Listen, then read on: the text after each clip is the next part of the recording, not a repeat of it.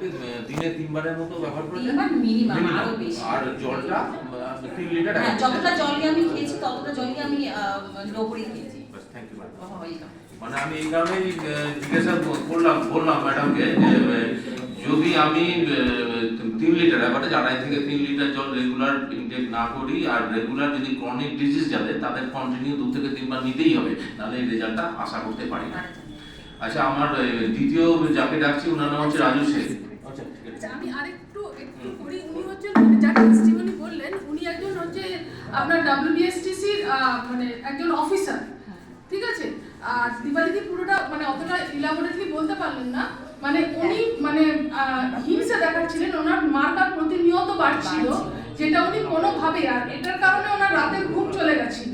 তো within 7 days ওনার next check up করে যায় ইউজের পরে, সেখানে কিন্তু খুব নেগলিজেবল। বাট দেখুন, যে কোনো রোগ, যে কোনো ব্যাধি, যে কোনো প্যাথি একটা জায়গায় স্টে করানোই বডির জন্য মিরাকেল। নামিয়ে নেওয়া সেটা তো মানে সপ্তম আশ্চর্যের মতো ব্যাপার। তো ওনার শুধু স্টে করেনি, ওনার কিন্তু মার্কারটা সামান্য নেমেছিল।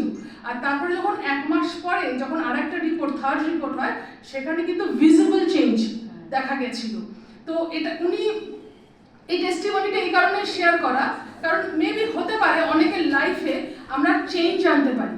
আর আমাদের আরেকটা মানে খুব রিসেন্টলি একজন মানে দাদা আসার কথা ছিল, আসতে পারেনি। ওনার লিভার সিরোসিস মানে is a type of cancer. Okay, তো ডাক্তার 50 লক্ষ টাকা দিয়ে লিভার ট্রান্সপ্লান্টের জন্য রেকমেন্ড করেছেন। বাট উনি বলেছেন যে বাঁচলে আমি এইভাবেই বাঁচবো, নাহলে আমি ট্রান্সপ্লান্ট, কারণ বলেছে যে আমি ট্রান্সপ্লান্ট করলেও আমাকে মেডিসিন খেতে হবে। So what is the issue of transplant, তাহলে আমি করবো কেন?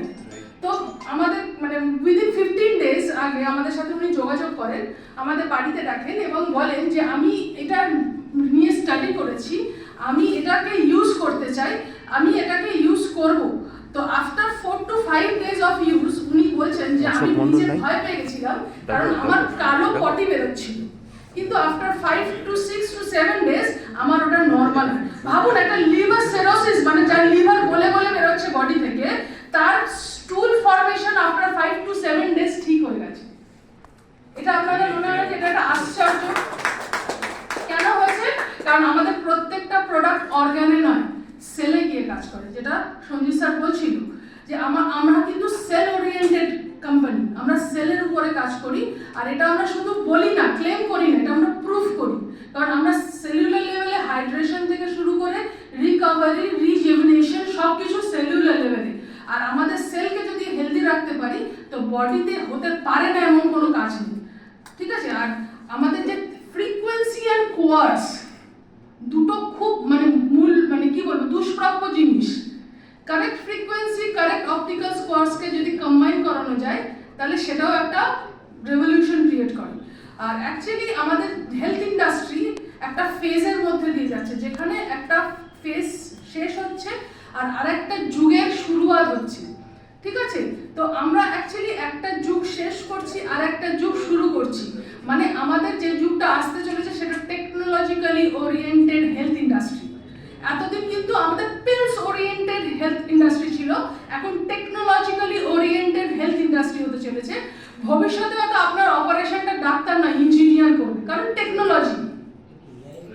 তো আমরা হচ্ছে সেই টেকনোলজি ওরিয়েন্টেড হেলথ ইন্ডাস্ট্রির পায়োনিয়ার, মানে যাকে আমরা সারা পৃথিবীর মানুষকে প্রাইভ ইন্টারন্যাশনাল এবং টেরাহার্স কেয়ার থ্রু দিয়ে ইন্ডিয়া এবং গ্লোবালি টেকনোলজি কিভাবে বডিকে কাজ করে সেটা আমরা মানুষকে এডুকেট করছি। তো এটাকে দেখে অনেক কোম্পানি ফিউচারে আসবে, তখন ওটা আরো লাইমলাইটে আসবে। বাট আজ যদি আপনারা এর বেনিফিট বা এটাকে অ্যাকসেপ্ট করতে পারেন, এই পরিবর্তন, চেঞ্জ, কারণ আমি জানি চেঞ্জকে অ্যাকসেপ্ট করা is not a piece of cake. কারণ আমরা আমাদের মাথা বালিশটাই চেঞ্জ করতে চাই না, তাহলে হেলথ নিয়ে এত বড় চেঞ্জ আমরা অ্যাকসেপ্ট করব, সেটা আমাদের সময় সাপেক্ষ। আমি বলবো যে আমার কথা নয়, কারোর কথা নয়, স্টাডি করুন, কারণ self study is the biggest thing what you can do to yourself. Don't listen to anybody. You get the content, just go and study how terahertz frequency is creating revolution in human health. Just এটা বলে search করুন, lakh lakh testimony, lakh lakh clinical trials, lakh lakh report আপনাদের সামনে আসবে। কারোর বলা কথা নয়, নিজের দেখা জিনিসে, স্টাডি করা জিনিসের উপরে বিশ্বাস করুন আর নিজের লাইফে পরিবর্তন আনুন, নিজের ফ্যামিলিতে পরিবর্তন আনুন, হেলথের দিকে এগিয়ে যান। আপনার ইনকামের যে মহাভাগটা আপনাদের স্বাস্থ্যের পেছনে খরচা হয়ে যাচ্ছিল, সেটা এডুকেশন আর ডেভেলপমেন্টের পেছনে খরচা করুন।